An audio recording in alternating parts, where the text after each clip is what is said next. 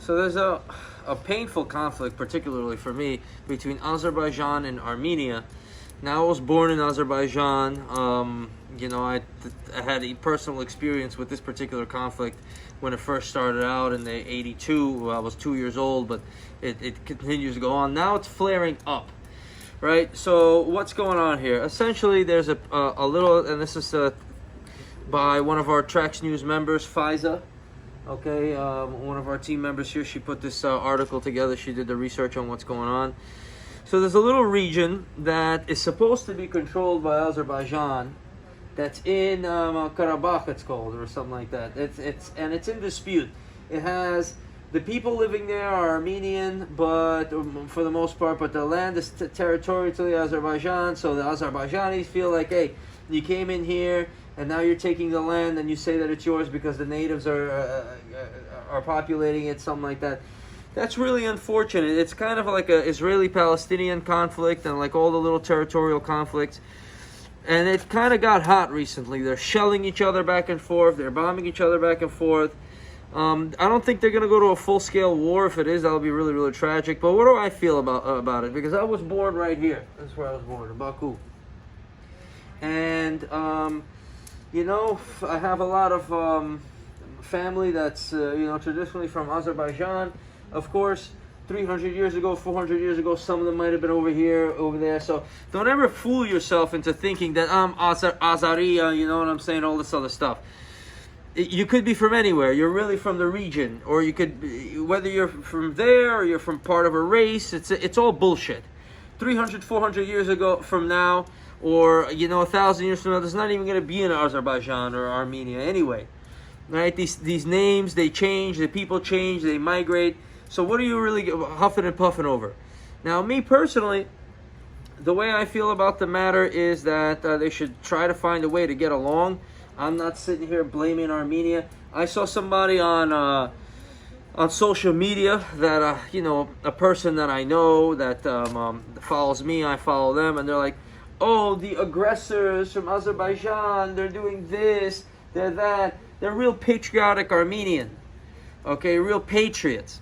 It's bullshit, you know what I'm saying? You think you're Armenian, you think you're this, you think you're that, and you look into your DNA, or you look into if they had historical records, you might find out that you're from some other place altogether, okay? And you just thought that 2 generations in Armenia is something. Like if I have kids, and 3-4 generations from now, they're gonna think they're born in New York City and they're American, when they're really from Azerbaijan, when they're really from Iran, when they're really from, ultimately Africa, okay?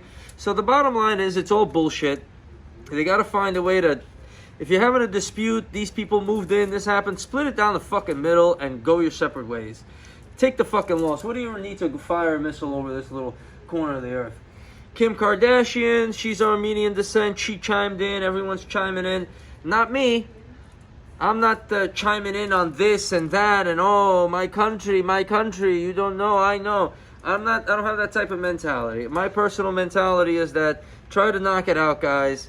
It's like New York going to war with New Jersey over Staten Island. Give half of Staten Island to New Jersey and say, you know what, here, take it at a gesture of good faith, because we're the bigger people. If you want to be the bigger people, Azerbaijan. But the leadership in Azerbaijan is bullshit anyway. What the fuck do they know about being bigger people? They're thieving the oil and all this other stuff. So the bottom line is, kids, it's all bullshit. Don't ever fall for these stupid little disputes. It could be resolved in a fair, kind way, and that would be the right thing, and very strategic. But that's not what people are. They're monkeys. They want to, throw feces at each other, and that's what they're doing. I'm not going to participate in it. Let's open it up to the panel. Boris, any words, and then we're going to go around to everyone else. Yeah, an interesting thing that's with this crisis that's going on is the fact that the UN, over the past few years, partially because of the U.S. non-involvement with the UN during the Trump administration, I mean, the UN has taken a step back. Originally, you would think the UN would come in, but what's happening now is you have, for example, Turkey saying that they will stand against any attack made on Azerbaijan, and that seems to be on religious grounds, because they're, you know, they hate Armenians. yeah. They also did some genocide over there. Yeah, and then you have both the U.S. and Russia condemning the fighting. Russia is offering to mediate, but Armenia is concerned that they will not receive support from Russia, but rather they'll see some kind of occupying force that Russia will send. So, Never you know, the trust UN Russia. is not, the UN is made, for example, as an organization to sort of peace build, to solve conflicts. And when you don't have something like the UN involved in this, you have countries like Russia, Turkey, the US, all these countries coming in and saying, oh, we're going to try to solve this crisis. We're going to be on this side or that side. And it becomes a lot more dangerous. So that's pretty much what I have to say on it. Ain't nobody got the balls, Russia, Turkey, to battle over this little scrap of fucking land in the mountains over there. It's just disgusting posturing. Hopefully there's going to be, if there's going to be a full-scale conflict, I mean, they've been doing this, I'm 33 years old, they've been doing this since I was 2, since the Soviet Union collapsed. Hopefully they're not going to go to a full-scale conflict. Some people have died over there on both sides. They want to go with tit for tat. My 5 soldiers are dead. They're going to try to take out 5. They end up taking out 8. Now they've got to get 3 more. Then this, it can escalate. It could turn into something. And then if it does, you know, I can't really turn my back on the nation that I was born in. But I'll never be a fucking fool when it comes to this. Guys, any last words? I mean, I think that, you know, you were saying before about like it being similar to the situation with Palestine and, you know, Israel, and I think that, like you said, they should just split it up and try to work it out in a peaceful way. I'm a person that, you know, doesn't really like violence or any sort of violent conflict, so I think that should be something they should, you know, kind of work out. You know, in regards to Turkey, I mean, you know, I have like some Greek heritage, and I know there's also some stuff going on with Hagia Sophia, which is like a church that the patriarch used to have in and, you know, that was a whole situation with Constantinople, you know, which is now part of Turkey, used to be part of Greece, and there's a whole religious thing. They turned into a mosque. You know, that used to be, I'm Greek Orthodox, so, you know, that was a big thing. And for the Greek community, and, you know, the fact that they're getting involved with this whole thing is just crazy. But I hope they're able to work it out in a peaceful way. No, this is my land. This is my land. Yeah, that's what it is. Any last words, Vlad?